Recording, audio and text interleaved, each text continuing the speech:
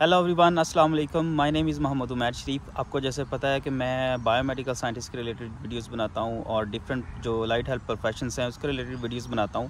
तो आज हम एक जगह पे मौजूद हैं जो कि एक बहुत प्यारा विलेज है स्कॉटलैंड का और नेचर में, और मैंने कहा आपको ये व्यू भी दिखाता हूँ। और साथ में मेरे साथ है मौजूद नुमान, और नुमान जो है ना as a dental technologies UK में जॉब कर रहे हैं। तो मैंने सोचा मौके का फ़ायदा उठाएं, और जैसे आप लोगों ने रिक्वेस्ट भी किया था काफ़ी लोगों ने कि डेंटल टेक्नोलॉजी की जॉब्स के रिलेटेड इन्फॉर्मेशन चाहिए हमें, और उसकी रजिस्ट्रेशन कैसे होती है और कौन सी बॉडी है जो यूके में उनको रजिस्टर्ड करती है। तो नुमान से पूछते हैं कि आपने रजिस्ट्रेशन कैसे करवाई थी, उसका प्रोसेस हमें गाइड करें थोड़ा सा, और जॉब्स वगैरह की इन्फॉर्मेशन लेते हैं। तो thank you so much Numan for your time. कोई मसला नहीं इसमें। ऐसा एक्चुअली मैं तकरीबन 2 साल से यहाँ पे एज अ डेंटल टेक्नीशियन काम कर रहा हूँ। मैंने अपना बीएससी ऑनर्स डेंटल टेक्नोलॉजी किया पाकिस्तान से, और उसकी बेस पे मैंने अपनी रजिस्ट्रेशन की with the council GDC, that's general dental council, as a dental technician. तो इसमें रिक्वायरमेंट्स सबसे पहले हम बात कर लेते हैं रिक्वायरमेंट्स के बारे में। मैं आपको इंटरप्ट करूँगा। इसमें जो डेंटल्स के लोग हैं जिन्होंने डेंटल हाइजीनिस्ट की हुई है, जो डेंटल टेक्नोलॉजी की हुई है, उसमें ज़रूरी है कि बीएससी हो तो फिर ही रजिस्ट्रेशन होगी। और उससे भी पहले ये कि जो यूके में रजिस्टर्ड करते हैं वो उस काउंसिल का नाम क्या पूरा में बताएं जी। जो काउंसिल है वो कहलाती है जनरल डेंटल काउंसिल, जो कि रेगुलेटरी अथॉरिटी बॉडी है for dentist, dental technician, dental hygienist, dental nurse, dental therapist, all that ये सब कवर होते हैं under general dental council which is GDC. तो ये ज़रूरी है रजिस्ट्रेशन इसके लिए यूके में जॉब लेने के लिए? इन द मीन टाइम अगर आपको जॉब मिलती है, इट डज़ंट मैटर कि आपके पास जीडीसी की रजिस्ट्रेशन है या नहीं है।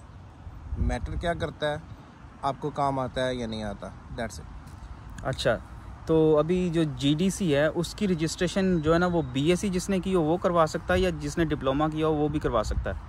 देखें, ये बड़ा कॉम्प्लिकेटेड सा क्वेश्चन है। इसमें ऐसा कोई इन्होंने बॉर्डर लाइन नहीं रखी हुई कि सिर्फ बीएससी वाले ही रजिस्ट्रेशन कर सकते हैं या डिप्लोमा वाले भी कर सकते हैं। जो मैटर करता है इसमें वो डिपेंड करता है आपका कोर्स करिकुलम, आपने पढ़ा क्या क्या हुआ है। बिकॉज़ जब आप जीडीसी के लिए अप्लाई करते हो रजिस्ट्रेशन के लिए, वो आपको डिफरेंट फॉर्म्स देते हैं।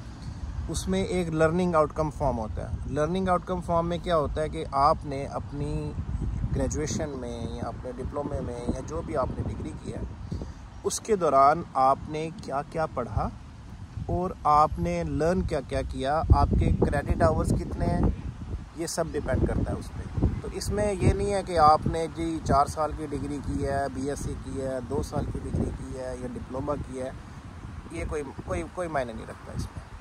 अच्छा नुमान, जैसे आपने कहा कि जीडीसी की रजिस्ट्रेशन जो है वो ज़रूरी नहीं है जॉब लेने के लिए, तो अगर ये ज़रूरी नहीं है तो फिर जो यूके में तो लोग हैं वो तो चलो ठीक है, जॉब अप्लाई करते हैं, जाके अपनी जो ना इंटरव्यू वगैरह के लिए जाते हैं और वहाँ जाके थोड़ा काम करके उनको दिखा देते हैं उनको। तो ये जो फ़ायदा है इधर यूके में होने का, तो वो जॉब उनको मिल जाती है। जो यूके के बाहर से जॉब अप्लाई करते हैं आउटसाइड द यूके, इंडिया से, पाकिस्तान से या किसी और कंट्री से, उनके लिए इजी है जॉब लेना विदाउट रजिस्ट्रेशन जीडीसी की?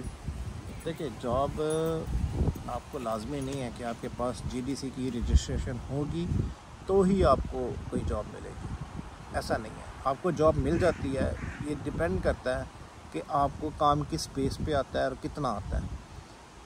जहाँ तक मेरा ताल्लुक़ है, मेरा डेंटल टेक्नोलॉजी की फ़ील्ड से ताल्लुक़ है, तो मेरा ये मानना है कि आजकल ज़्यादातर काम डिजिटल है। लाइक आप कैट कैम के मतलब डिज़ाइनिंग हैं या डिज़ाइनर हैं, या आपको कोई सॉफ्टवेयर्स आते हैं डेंटिस्ट्री के, डिफरेंट सॉफ्टवेयर्स आ चुके हैं कि अब तो सब कुछ डिजिटल पे है कि आप सिर्फ डिज़ाइनिंग करते हैं, मिलिंग करते हैं एंड दैट्स इट। तो वो आपका सारा काम ऑनलाइन भी देख लेते हैं। ये लाजमी नहीं है कि अगर आप इधर आएंगे तो ही आके आप काम करके दिखाएंगे। आप कहते हैं जी मैं आज डिज़ाइन कर लेता हूँ, अच्छा डिज़ाइन कर लेते हो, अच्छा चलो मुझे डिज़ाइन करके दिखा दो। जब आप डिज़ाइन करते हैं तो उस बेस पे आपको वो जॉब दे देते हैं। रह गई बात जो स्पॉन्सर की है, क्योंकि अगर आपको सपोज़ जॉब मिल जाती है, तो ये भी आपको देखना होगा कि जो भी कंपनी आपको जॉब दे रही है क्या उसके पास टायर 2 स्पॉन्सर लाइसेंस है। क्योंकि ज़्यादातर जो डेंटल लैब्स हैं, क्योंकि अगेन मैं बात कर रहा हूँ डेंटल टेक्नोलॉजी या डेंटल टेक्नीशियन की फील्ड्स के रिलेटेड, तो वो लोग ज़्यादातर सिर्फ वही लोग स्पॉन्सर कर सकते हैं जिनके पास लाइसेंस हो टायर 2 स्पॉन्सरशिप का। अगर आप वेबसाइट पे जाएं गवर्नमेंट की यूके वेबसाइट, तो उसमें से आप एक लिस्ट निकाल सकते हैं कि कौन कौन सी लैब्स रजिस्टर्ड हैं यूके में। डेंटल लैब्स कौन कौन सी रजिस्टर्ड हैं और किन किन के पास टायर 2 स्पॉन्सरशिप का लाइसेंस है। अगेन वही लैब आपको स्पॉन्सर करेगी जिसके पास लाइसेंस होगा। तो डोंट वेस्ट योर एनर्जी किसी ऐसी लैब के साथ इंगेज करें कि जी मुझे आप जॉब दे दें जिसके पास स्पॉन्सरशिप लाइसेंस ही ना हो, तो उसमें आप अपनी एनर्जी वेस्ट ना करें। अप्लाई करने से पहले अपनी एक लिस्ट निकाल लें, लिस्ट पे देखें कि ये लैब के पास लाइसेंस हैं, उनके साथ रब्ता करें, उन्हें कांटेक्ट करें कि आपको बंदा चाहिए या नहीं चाहिए, उसकी बेस पे अप्लाई करते हैं। जॉब ढूंढे कहाँ पे जॉब सर्च करें लोग? देखें, जॉब्स ढूंढने के लिए आपके पास बहुत सारी वेबसाइट्स हैं। अब तो ऑब्वियस हमसे ज़्यादा ही जानते हैं लोग कि कैसे कैसे जॉब्स ढूंढनी है।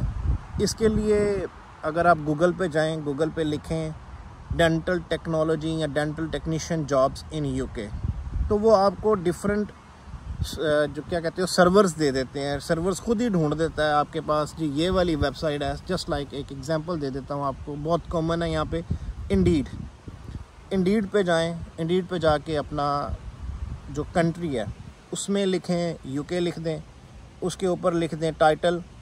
अगर आप डेंटल टेक्नीशियन हैं तो डेंटल टेक्नीशियन लिख दें, अगर आप डेंटल नर्स हैं तो डेंटल नर्स लिख दें, अगर आप डेंटल हाइजीनिस्ट हैं तो डेंटल हाइजीनिस्ट लिख दें।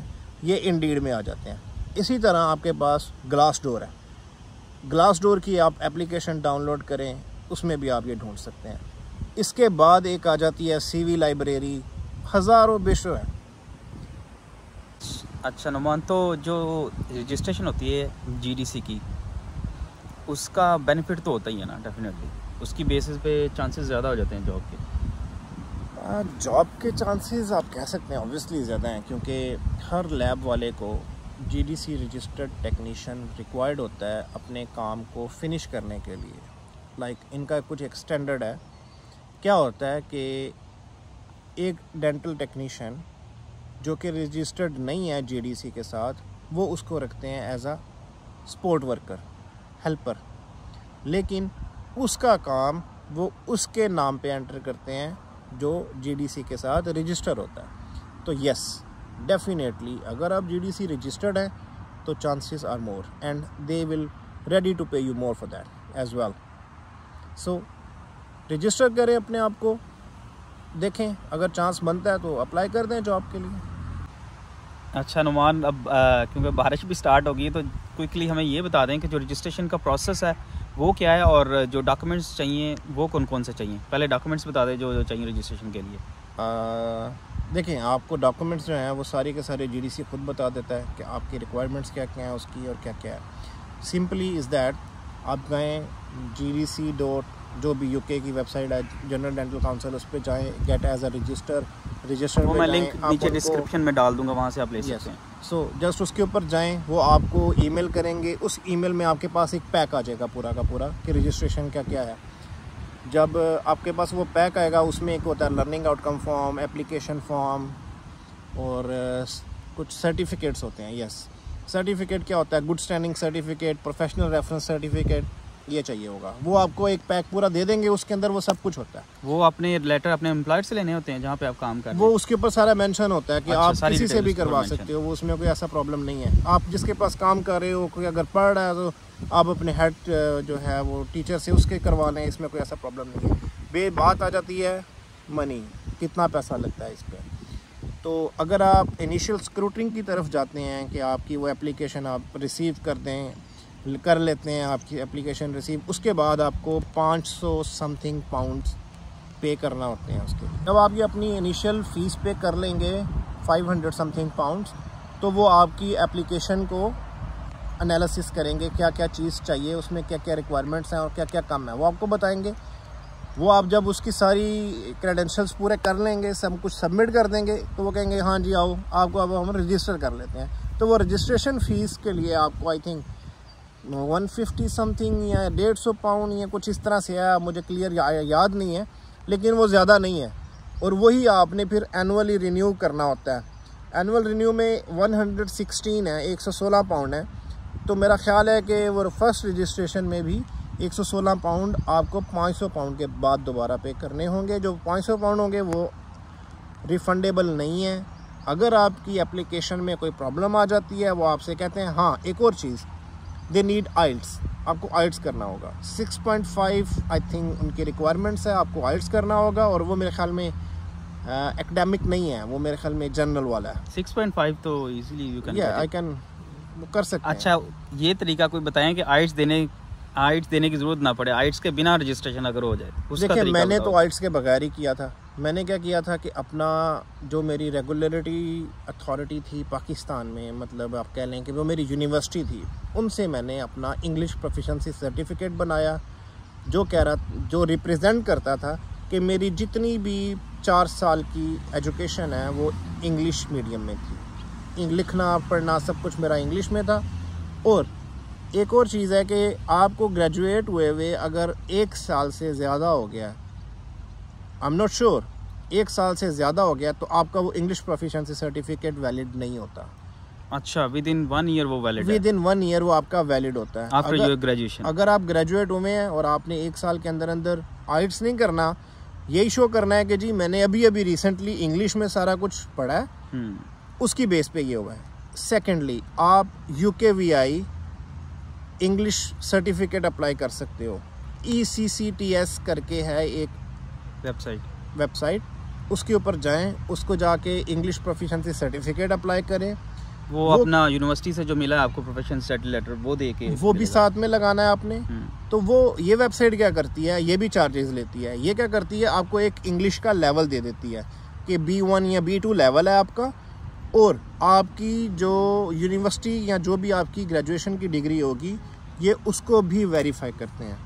लाइक आप इस फीस में या इस वेबसाइट से ECCTS करके है UKVI, वो आपको इंग्लिश का लेवल भी देते हैं, विच रिप्रेजेंट्स आपको आइल्स करने की ज़रूरत नहीं है। सेकेंडली, वो ये शो करते हैं कि आपकी जो डिग्री है वो वैलिड है, वो ऑथेंटिकेटेड है, कोई बोगस नहीं है, कोई फ्रॉड नहीं है उसमें।